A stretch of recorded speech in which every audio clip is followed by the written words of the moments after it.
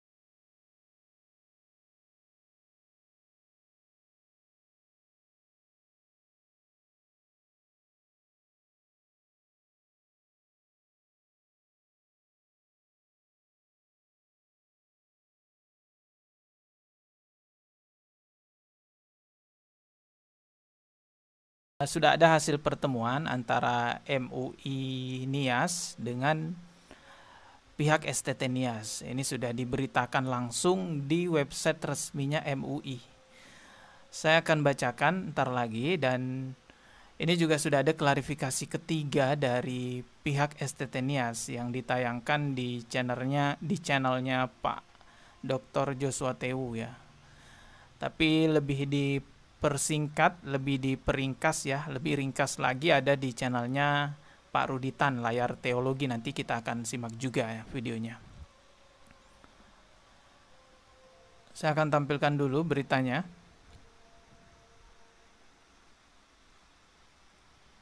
Nah, ini dia beritanya, teman-teman. Sudah terlihat ya. Oke, ini resmi ya, langsung dari websitenya MUI Sumut ya, dengan judul berita Respon MUI Kota Gunung Sitoli terhadap dugaan penistaan agama di STT Nias. Ini beritanya udah lama ya, nggak lama banget sih, maksudnya dari kemarin ya, tanggal 21 November 2024. Nah, kalau kita lihat dari rangkuman pertemuan ini di website resminya STT Nias, ternyata setelah viralnya STT Nias, MUI itu sudah melakukan pertemuan dengan STT Nias sebanyak 4 kali.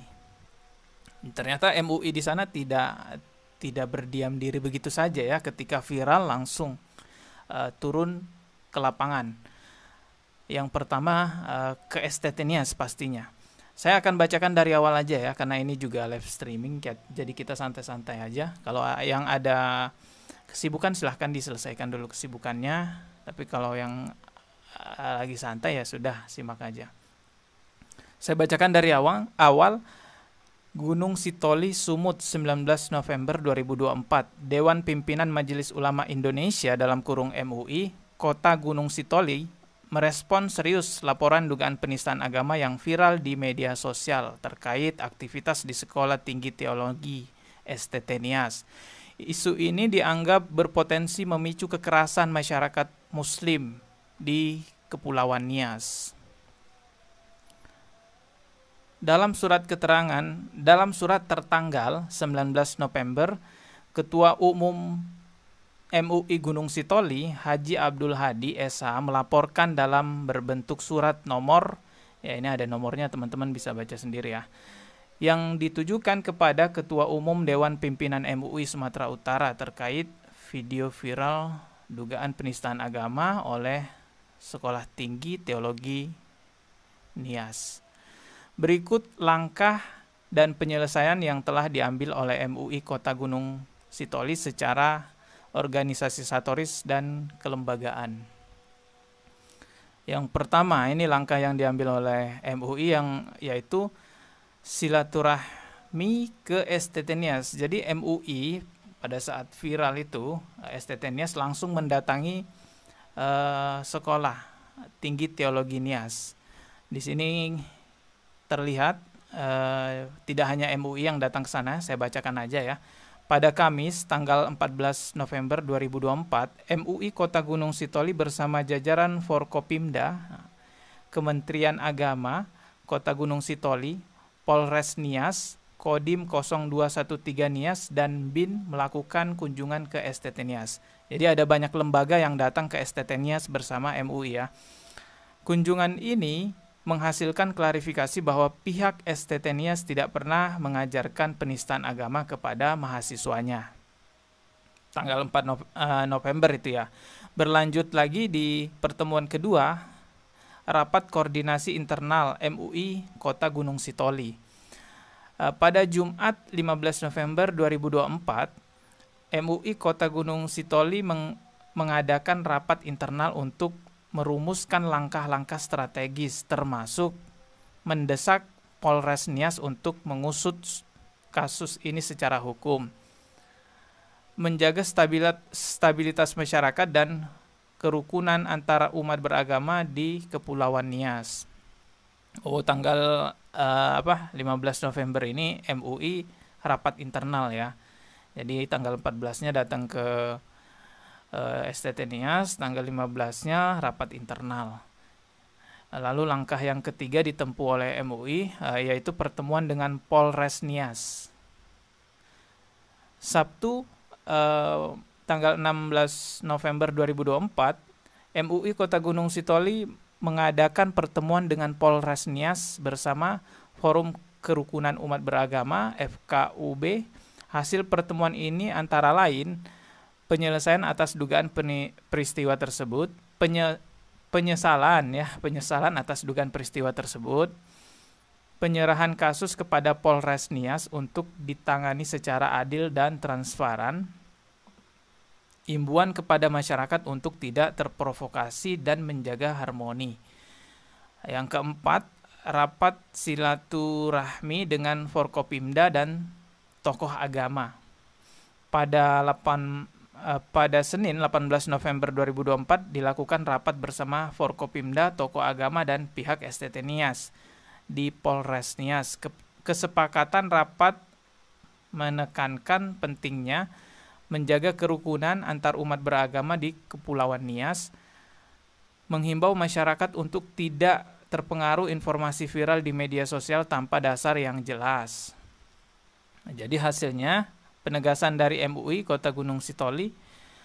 MUI Kota Gunung Sitoli menyampaikan bahwa langkah-langkah di atas telah ditempuh secara resmi dan sesuai prosedur kelembagaan. Jika ada pihak-pihak lain yang bersifat turut menyelesaikan masalah ini untuk kemaslahatan umat, hal ini tidak menjadi bagian dari tanggung jawab MUI Kota Gunung Sitoli. Jadi MUI langkah yang diambilnya adalah berkoordinasi dengan beberapa lembaga di Nias, lalu menyerahkan kasus ini kepada pihak kepolisian. Jadi semua MUI semestinya udah tahu ya, dari pusat sampai Nias udah tahu tentang ini, dan yang lebih penting itu yang ditegaskan di sini bahwa jangan sampai dengan kejadian ini terjadi kerusuhan di mana-mana, karena ini sudah diserahkan kepada pihak kepolisian.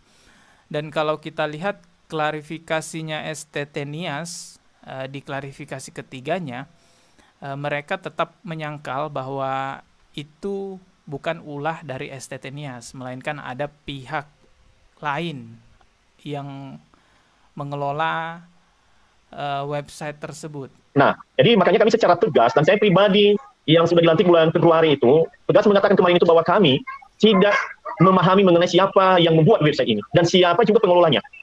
Itu Pak. Ini ada penjelasannya. Juni 2016 sampai Maret 2024, Radius Purnawira punya rencana 2017 sampai 2018 dan merealisasikan pembuatan web 2021, tetapi tidak menasionalisasikan ke ketua STT Nias, ke dosen-dosen maupun ke mahasiswa sejak menjabat hingga tidak menjabat lagi sebagai ketua yayasan.